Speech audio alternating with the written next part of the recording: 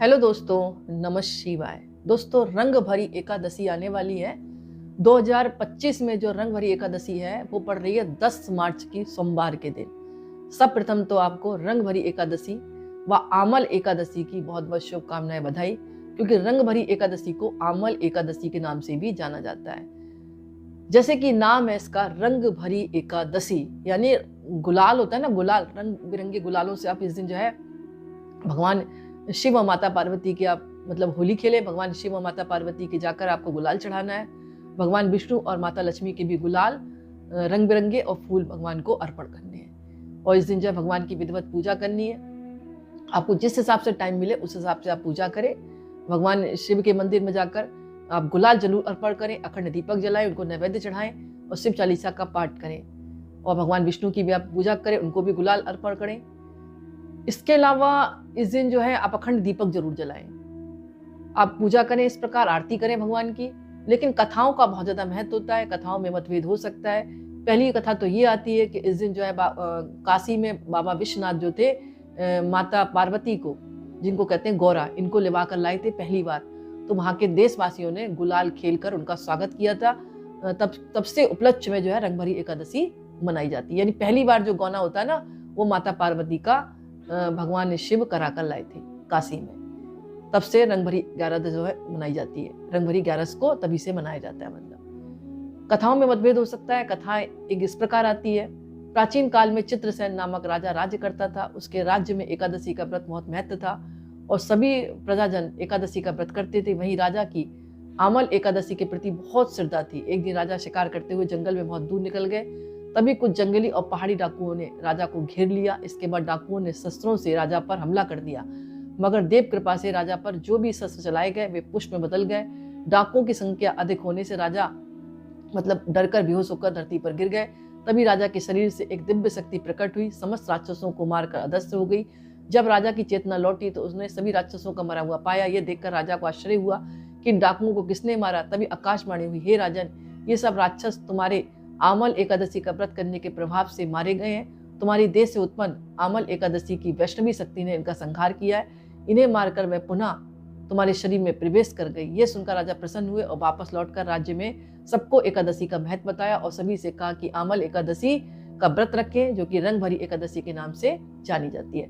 यहाँ पर महत्वपूर्ण बात यह है, जैसे कि नाम है रंग भरी एकादशी, तो गुलालों से गुलाल चढ़ाकर भगवान की पूजा करनी चाहिए। एक दूसरे के माथे पर गुलाल लगाएं। और आमल एकादशी है तो इस दिन जो है आंवले के वृक्ष के नीचे भी आपको अखंड दीपक जलाना चाहिए। उनकी जड़ों में पानी चढ़ाएं मीठा और परिक्रमा करें, उनको भी गुलाल लगाएं और अपनी मनोकामना बोलें। शीघ्र मनोकामना पूर्ण होती है।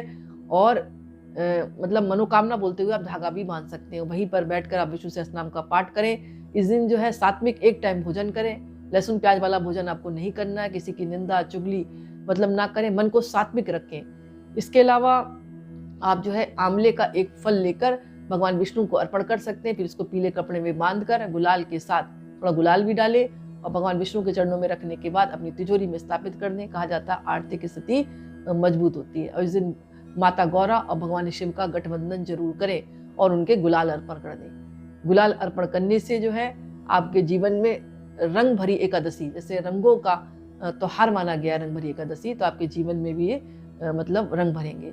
इसके अलावा एक काम और कर सकते हैं, शाम के समय जब आप कथा का श्रवण कर लें तो वहीं पर बैठकर आप एक 5 रंगों की रंगोली बना दें, या मंदिर में भी बना सकते हैं। 5 रंगों की रंगोली बनाकर वहां पर एक दीप प्रज्वलित कर दें। कहा जाता है भगवान शिव की कृपा उन भक्तों पर बनी रहती है। और इस दिन जो है दान पुण्य करें अपनी सामर्थ्य के अनुसार। यानी रंग भरी एकादशी है, अच्छे से वस्त्र पहने रंग बिरंगे, जैसे कि नाम है। और पवित्र पेड़ है, जितने पीपल का है, आपका तुलसी का है, इनके नीचे भी अखंड दीपक जलाए और सभी वृक्षों पर आप गुलाल लगा सकते हैं। इससे भी जो आपके ऊपर मतलब जो भी है भगवान विष्णु की कृपा आपके ऊपर बनी रहेगी। इसके अलावा एक अशोक का पत्ता या पान का पत्ता गंगा जल से धोकर आप उसमें श्रीम लिखकर या ओम नमो भगवते वासुदेवाय लिखकर भगवान विष्णु के चरणों में रखने के बाद जब अगला द्वादशी तिथि आए, क्योंकि 11 द्वादशी में रखते हैं तो उसके बाद भी द्वादशी रहती है अगले दिन तक। जैसे आपने एकादशी रखी तो कुछ लोग तो मतलब उदय तिथि में रखते हैं, तो उदय तिथि के बाद जो अगली तिथि आती है ना, उस दिन आप इसको मतलब पान के पत्ते को और जो अशोक का पत्ते पर आपने ओम नमो भगवते वासुदेवाय लिखा है, इसको फोल्ड कर कर पीले कपड़े में बांधकर अपनी तिजोरी में स्थापित कर सकते हैं भगवान का प्रसाद मानकर। इससे जो है आपके जीवन में आर्थिक स्थिति मजबूत होगी और धन की वृद्धि होगी। इसके अलावा गाय की सेवा जरूर करें इस दिन, गाय को नैवेद्य चढ़ाएं, गाय की परिक्रमा करें और गाय के माथे पर भी आप गुलाल लगा दें। तो इस तरह जो है आपको रंग भरी एकादशी बनानी है, अंत में भगवान से क्षमा याचना मांगनी है और इस दिन हो सके तो भगवान शिव के मंत्रों का जाप करें और भगवान विष्णु के मंत्रों का जाप करें और कथा का श्रवण जरूर करें शाम के समय, आपको अनंत गुना फल की प्राप्ति होगी। तो दोस्तों, ये छोटा सा वीडियो था, मुझे आशा है कि आपको पसंद आया होगा। पसंद आए तो लाइक करें, कमेंट्स में नमः शिवाय जरूर लिखें। बहुत बहुत धन्यवाद।